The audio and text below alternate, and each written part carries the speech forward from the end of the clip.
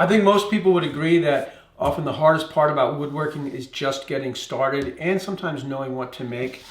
And that's why I've always provided free plans for all of my woodworking projects. And now I'm really excited to announce that Brian Benhem, a very talented woodworker, and if you're not following him on Instagram or subscribe to him on YouTube, definitely check him out. I'll have links in the description.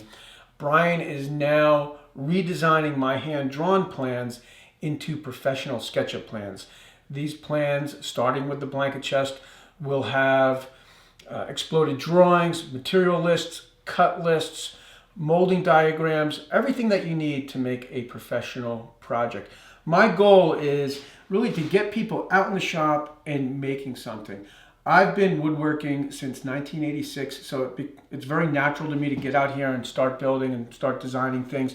But if you don't get to spend every day in the shop, it's sometimes hard to know what to do on Saturday morning.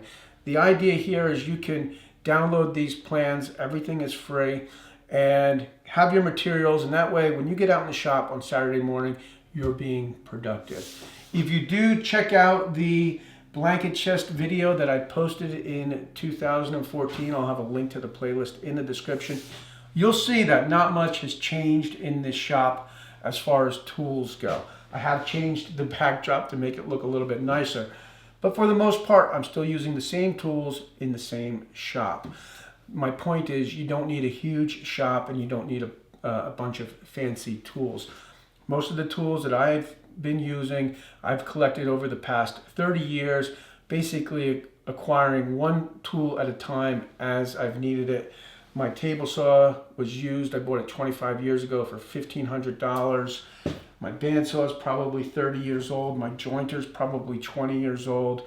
So my point being, probably the most important thing that you need is a good set of plans.